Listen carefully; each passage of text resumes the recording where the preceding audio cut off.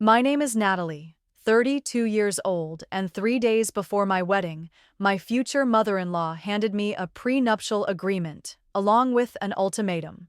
Sign it, or the wedding's off. Before I could make my decision, at our engagement party, she had publicly ridiculed my work multiple times. And his sister smirked when I introduced myself as the founder of a nonprofit cybersecurity initiative. But what they didn't see coming, just minutes later, their powerful financial empire was hit by a hacker attack right in the middle of their lavish party. Ignoring their disdain, I stopped the crisis, right there, under the stunned eyes of every elite guest in attendance. You think they apologized? Or did they try even harder to push me out of their family? Before I tell you what happened next, don't forget to like and subscribe, because the story you're about to hear isn't just about a wedding. It's a confrontation between one woman and the prejudice of an entire generation. I am a programmer who has lived with lines of code since I was 19. While my peers were busy working part-time jobs in cafes or retail stores, I was glued to a computer screen 16 hours a day, working for a cybersecurity startup. It was there that I learned how to spot vulnerabilities others missed, how to prevent an attack before it even began. After nearly a decade, once I had established a solid footing in the industry, I took a path few would have considered. I founded the Cyber Shield Initiative, a nonprofit dedicated to helping young talents who had lost their way in the world of illegal hacking get a second chance, while also protecting thousands of small businesses from extortion by cyber criminals. My organization wasn't flashy, wasn't backed by large investment funds, but it was built on a belief that even those who have made mistakes can become forces for good. While my career was progressing, I met Alex Whitmore, a man from an entirely different world. He was the son of the Whitmore family, owners of a long-standing financial and investment banking empire, a name synonymous with power and elite status in Austin, Texas. Alex wasn't just intelligent. He was genuine, a stark contrast to the polished facade of those from his class. We bonded quickly, and after just a year, he proposed. But love alone isn't always enough to bridge the gap between two worlds. When I was introduced to his family, his mother, Eleanor Whitmore's eyes said it all: skeptical, cold, as though I were an outsider disrupting the perfect picture she had painted for her son. His father, Richard, was less expressive, but every word he spoke was weighed in terms of benefit and family image. And then there was Charlotte, Alex's sister, who didn't hesitate to scoff at the stories I told about my work. "A Whitmore lady working with hackers?" she sneered, her eyes scanning me with undisguised contempt. I was no stranger to society's doubts, but when it came from the family of the man I was about to spend my life with, the pain cut deeper. Then Eleanor arranged a lavish party, inviting the entire financial circle and the press, not just to celebrate the upcoming wedding, but to test me in what she would call a graceful manner. I knew immediately, this wasn't just a party. It was a trial to see whether I would abandon who I was to become a true Whitmore. The party was held on a sunny Saturday afternoon at the Whitmore estate, a classic Southern-style mansion with tall white columns, dark-tiled roof, and a lawn trimmed to precision. I stepped out of the car with Alex, hand in hand, though it felt like a cold stone was pressing against my chest. This wasn't just a celebration of our upcoming wedding. This was the official introduction Eleanor Whitmore had meticulously orchestrated, and I knew it all too well. From the moment we entered the grand garden where the party was held, I could feel the heavy luxury saturating every corner. Crystal lights reflected off champagne glasses, soft piano music played from a distant corner. Men dressed in Brioni suits, women draped in Valentina and Oscar de la Renta gowns. And among them, there was me, in a simple, elegant navy blue dress that clearly did not match the Whitmore aesthetic code. Eleanor greeted us with a stiff smile, her eyes scanning every strand of my hair. "Natalie, you've arrived," she said sweetly but coldly. "I hope you'll meet some new friends today, people who might guide you in your new role." I smiled gently. I'm eager to learn. My response made the corner of her mouth twitch ever so slightly. But before anyone could say more, I felt another gaze burning into me. Charlotte. She stood across the garden, leaning against the drink table, holding a dark red cocktail, her expression openly disdainful. When our eyes met, she raised her glass as if to toast me, then turned away without a smile. I tightened my grip on Alex's hand. He leaned in and whispered, "Ignore them. They don't understand you." I nodded, but said nothing, because I knew they understood me all too well. They just didn't believe I was worthy. I kept a soft smile on my face as I walked along the ivory-white rows of chairs, striking up small talk with a few older guests chatting about the stock market. A silver-haired man, sharp-eyed, asked me with polite curiosity, "I heard you're behind some organization, Cybershield, was it?" I nodded. Yes, it's a nonprofit in cybersecurity. We help small businesses and give a second chance to young people who've taken the wrong path. He frowned. You mean hackers? Before I could answer, a female voice cut in from behind, sharp as a razor. Alex always had unique taste. I turned. Charlotte was approaching, her turquoise silk dress flowing with each step. Her smile was perfectly poised, the kind you'd see on a magazine cover, but so cold it made you stand straighter. Unique how? I asked, my voice light as wind brushing past a wine glass. Charlotte set her glass on the nearby table, scanning me from head to toe. He's always known for his refined taste. But this time? She paused, tilting her head, mockery clear in her eyes. It must be love, right? A few nearby guests stifled laughter. No one spoke up. Alex stepped in just then, his hand resting gently but firmly on my back. "Charlotte," he said, a warning in his voice. "Try being kind for once." Charlotte shrugged. "Just speaking the truth. I'm not the only one wondering. But anyway, congratulations, really. I just hope she can keep up with our lifestyle." And with that, she turned and walked away, leaving me standing there amid curious, sympathetic stares. A middle-aged woman even leaned in to whisper to her friend, "Such a shame. She doesn't belong here." I stood tall, refusing to let the pain show. But inside, it felt like someone had pressed into a bruise that hadn't healed. The afternoon light softened as the piano shifted to a slow classical piece. Eleanor stepped onto a wooden stage adorned with white orchids and glass candles, the golden Whitmore Group logo glinting behind her in the twilight. "Dear friends," Eleanor began, her voice amplified by the mic, gentle yet laced with calculation. "Today is special not only because we welcome a new member to the family, but also because it's a chance to reflect on the values the Whitmore legacy has upheld for 3 generations." I stood among the crowd, my hand still in Alex's, but a creeping chill had begun to seep through my fingers. Eleanor glanced at me, then continued. "As a family rooted in finance, a field that demands stability, integrity, and image, we've always believed that a life partner is not just a companion, but also a representative face." A few heads turned toward me, some eyebrows subtly raised. Eleanor smiled. "And of course, every generation makes its own choices. Some choose partners from finance, law, education, and Alexander chose someone from cybersecurity, a fascinating field, though admittedly, a challenging one to fully grasp."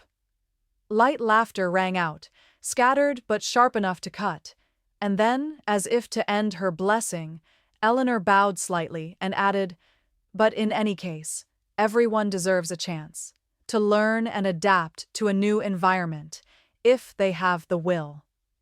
Before I could respond, Charlotte, as if on cue, raised her champagne glass in the middle of the crowd. "And if they don't have that will, then at the very least, they should know when to step aside before tarnishing the family image." This time, The laughter wasn't scattered. It was loud.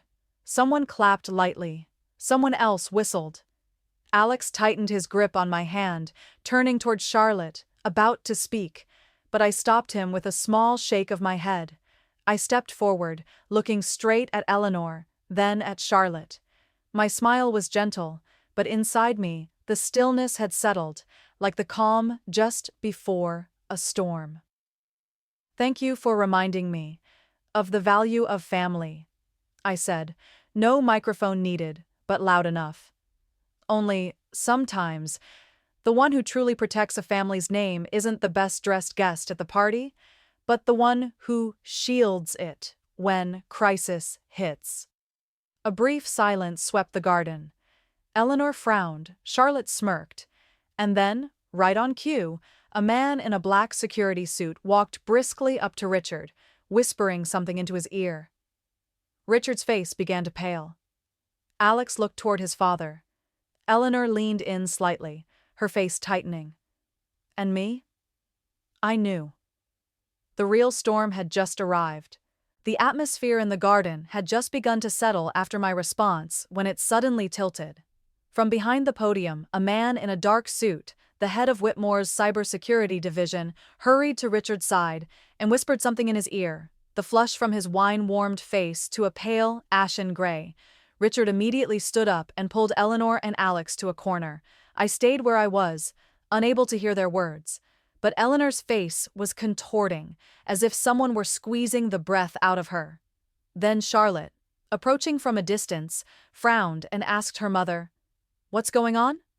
Eleanor glanced around as if afraid of being overheard, whispering just loud enough for me to catch.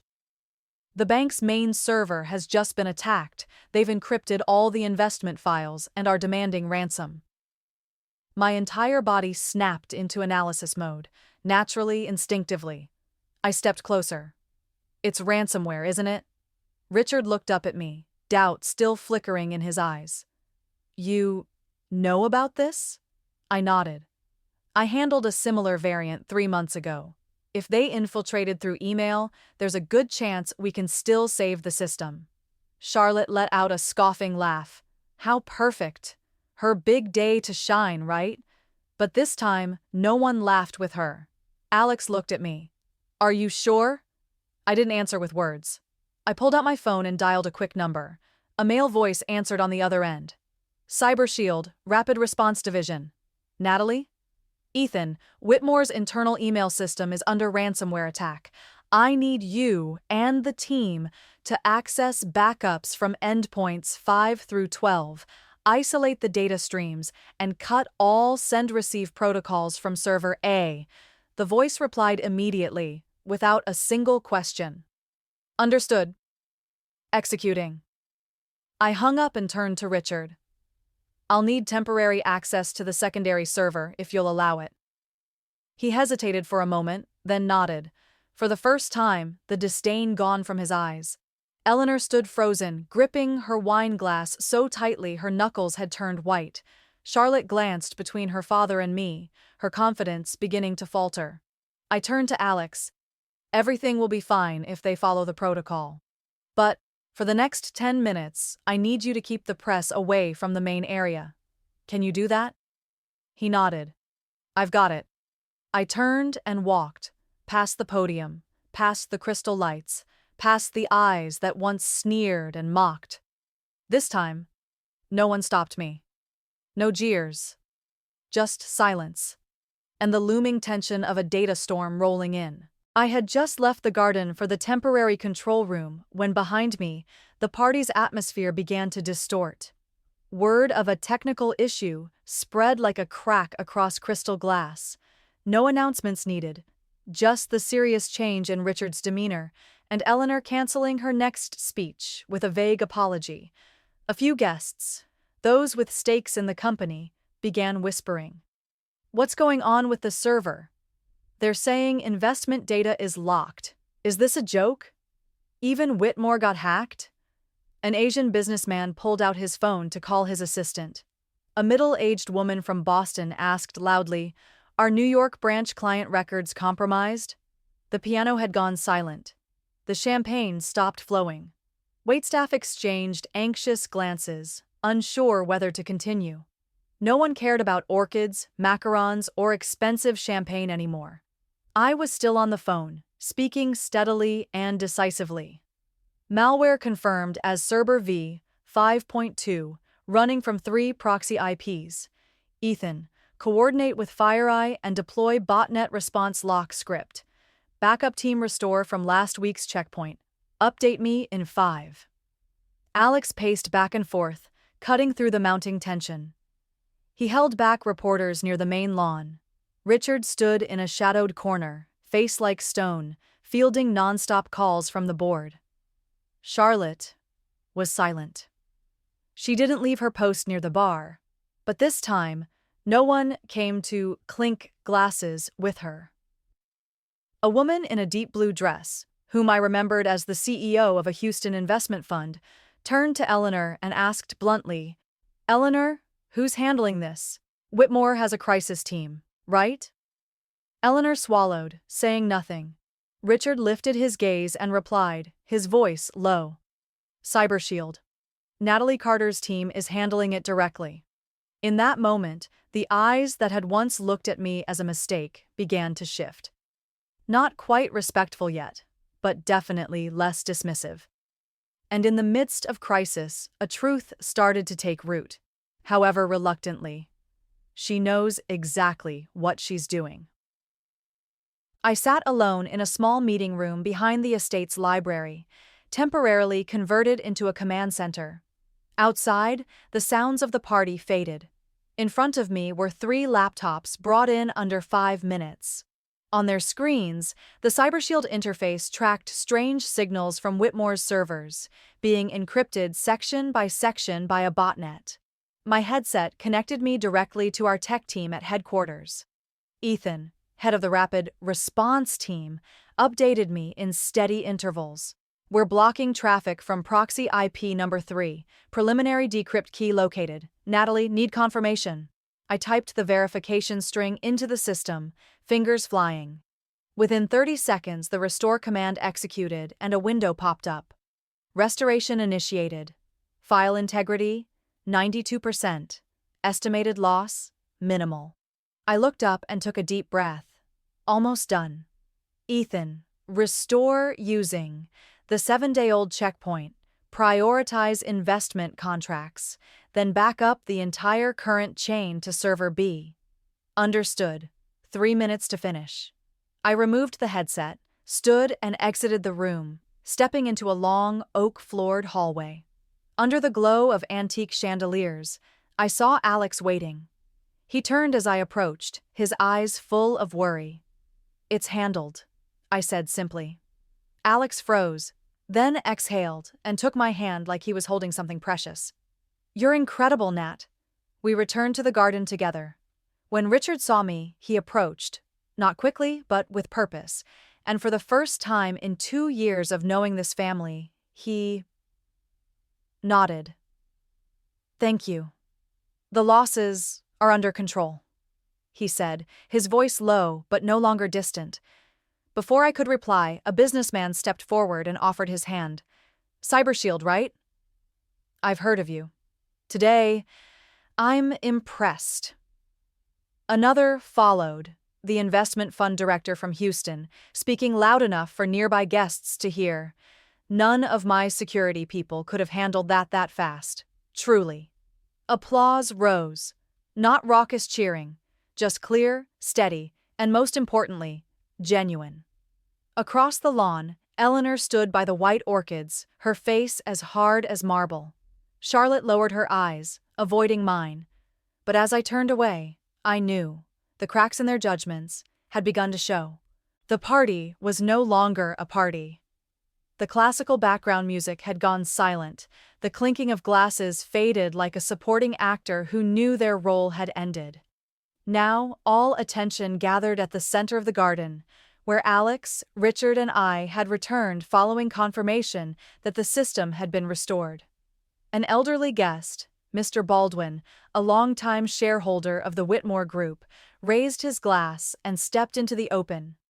"What a coincidence!" I just received an email from the internal security team confirming that my investment account is secure. I believe we owe Ms. Natalie Carter a great debt of thanks." Every eye turned to me.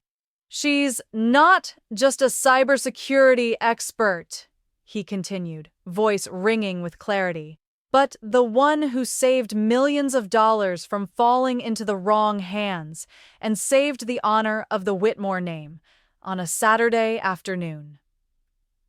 Applause erupted. Strong, unified, and this time, not begrudging. I could feel it clearly. No one was looking at me as an outsider anymore. They saw me as a partner, a peer, perhaps even a trusted ally in a world they once believed was only for people like them. A woman approached, Marissa, CEO of a regional bank chain, who had once refused to shake my hand at a past event. She extended hers now, smiling. "I used to think your work was a bit unorthodox, but today I realize maybe that unorthodoxy is exactly what the financial world's been missing." I shook her hand, saying nothing more. That feeling, it wasn't victory. It was transformation. Eleanor stood across the orchid aisle, her face unsettled. She didn't approach, didn't speak, but her gaze had softened. For the first time, no pride, no control. Just silence. Of someone being forced to reconsider. Charlotte was different. She walked over slowly, still holding a champagne flute with fading bubbles. Her sharp eyes now carried a trace of hesitation. "I didn't think things would turn out like this," Charlotte said, not quite meeting my gaze. "Looks like my brother has better judgment than I gave him credit for." I only smiled. Sometimes, it takes a little risk to see real value. Charlotte gave a small nod, then turned away. She didn't apologize, and I didn't need her to. What I needed was change, and it was beginning, piece by piece. The next morning, as I was still at the CyberShield office reviewing the report on the attack, my phone rang. It was Alex. His voice was low and tense. "Mom wants to meet us. Alone. Before the wedding." The meeting took place in a private conference room inside Whitmore Tower, the corporate headquarters. No party, no guests, no orchids. Just a long wooden table, 2 glasses of water placed neatly, and a thick stack of documents slid toward me as soon as I sat down. Eleanor wore a navy blue suit, sitting across from me like she was interviewing a CEO for the bank. No smile, no opening pleasantries. Only this. "This is the prenuptial agreement. We want you to sign it before Friday." I glanced at the cover and opened it. The clauses hit me line by line. All current and future assets of the Whitmore family are to be kept entirely separate. Natalie Carter shall have no ownership or influence over any of Alex Whitmore's assets in the event of divorce. CyberShield Initiative shall not be considered joint property, nor shall it receive funding from any Whitmore-related source. If the marriage ends, Natalie must return all financial provisions, including wedding gifts, housing, and shares, if any. I looked up. These clauses aren't about asset protection. This is a restraint and a warning. Eleanor folded her arms. "We need to protect our family's name. A marriage, Natalie, is a business transaction, whether or not love is involved. And if you don't understand that, you're not mature enough to enter this family." I smiled faintly, not with anger, but with the sadness of someone who has seen the face behind the mask of civility. "And if I refuse to sign?" Eleanor leaned back, exhaling. "The wedding will be canceled. Alex will understand. And if not, he'll have to learn how to choose better." Alex clenched his fists. He had been there the whole time, but remained silent. In his eyes was a conflict between the mother who raised him and the woman who was about to become his wife. I turned to him. "What do you think, Alex?" After Eleanor delivered her ultimatum and I asked, "What do you think, Alex?" He didn't answer immediately, but as I stood up to leave, he held me back with a look. Then, with only the two of them left in the room, I knew Alex hadn't stayed silent. He spoke to his mother with the same calm tone I had only heard when he was challenging the investment board. "If you're afraid of losing me to a strong woman, then maybe you lost me a long time ago. Because you used to be that strong, and I was always proud of it." Eleanor didn't respond. She only tightened her grip on the table, her eyes touching some memory she had buried long ago. I said, "No more." I rose, took the contract, and left the room. My steps were unhurried, but my heart pounded. Not out of fear, but because I knew. This wasn't just about money. This was the final test. And I would not yield. That night, I sat alone in my office at CyberShield, the dark wooden desk lit by a single lamp. In front of me wasn't Eleanor's contract, but the response my personal lawyer and I had finalized over the last 3 hours. I wasn't angry. I was precise. I opened an encrypted folder, entered the password, and pulled out 3 documents. First, CyberShield Initiative's financial report for the past 3 years, including all income, expenses, profits, and investments. Second, an independent valuation report from a top auditing firm, valuing my organization at over $16.8 million, entirely nonprofit but transparent and effective. Third, a new prenuptial agreement, not dodging anyone's rights, but protecting both sides from damage to their name or work. Before sending my version, I reopened an old email. A rejection from 5 years ago by a venture fund called Clarion Ventures. The reason was clear.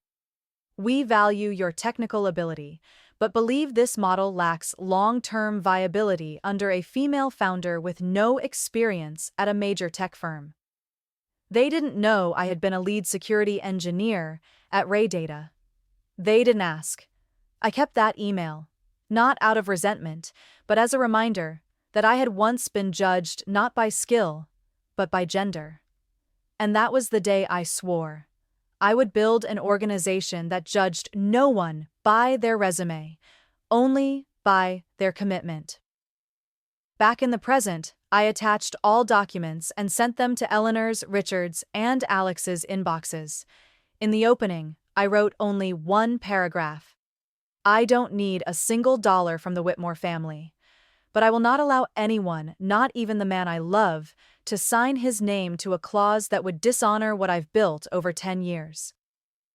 The next morning, Alex appeared at my office door. No warning.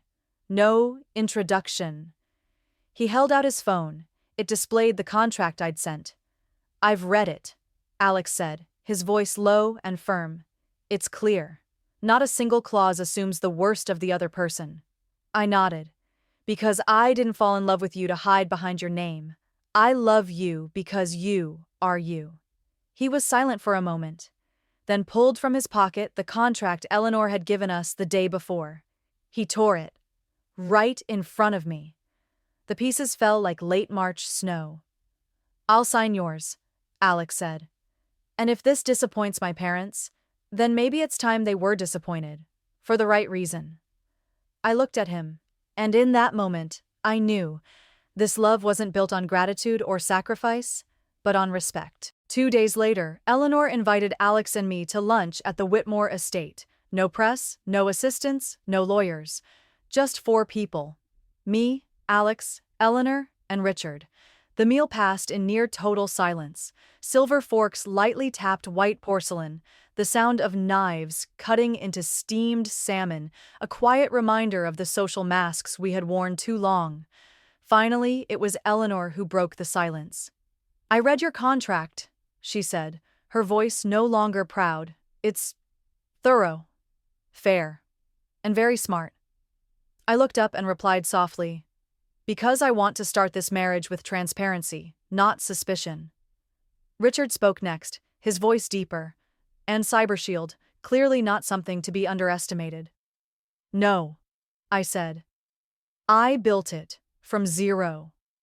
Every line of code, every security contract, Every young person I've helped, that's blood and time I've given. I won't sell it, I won't abandon it, and I certainly won't let it be treated as something shameful in this family. Eleanor leaned back. She was quiet for a long moment, still turning the pearl wedding ring on her finger, a habit more than anything. Then she spoke, slowly. When I married Richard, I had to give up my law career. His family said, "A wife doesn't need to argue." I stayed silent. I chose to be the good wife, and I succeeded in my way. But sometimes, I wonder, if I had been braver back then. She paused and looked straight at me. For the first time, not with scrutiny, but with the gaze of a woman who had lived and who had realized something too late. I don't need you to apologize for being strong. I just need to know that my son won't be hurt because of it. I replied sincerely. If Alex is ever hurt, it will never be because I put career above love. Only if I'm forced to choose between self-respect and pretending. Richard sighed, then nodded. Well then. Congratulations. The wedding will go on. And this time, no conditions. Eleanor said nothing more. But as I stood to leave the table, she reached out, lightly touching my hand, holding it for a few seconds. The grip wasn't tight, but strong enough to send a message without words. I understand now. And I let go. The wedding took place on a radiant Saturday afternoon in mid-April, in the back garden of the Whitmore estate, a place that not long ago had been a silent battlefield of glances and prejudice.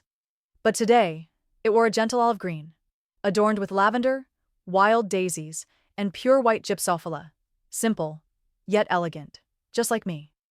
I chose an ivory satin silk dress, no long train, nothing extravagant.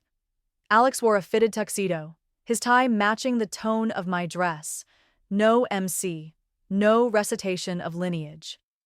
We walked out under the golden light of dusk, hand in hand as two individuals, neither overshadowed by the other. This time, the guests weren't just from finance. There were different faces. Ethan, the head of my tech team, and the members of CyberShield, once labeled hackers, but now living proof of transformation. They sat in the back row in simple suits, but with confident eyes. In his speech, Alex said simply, "We don't promise never to argue. We only promise never to let silence last longer than a night." And when I took the mic, I looked around.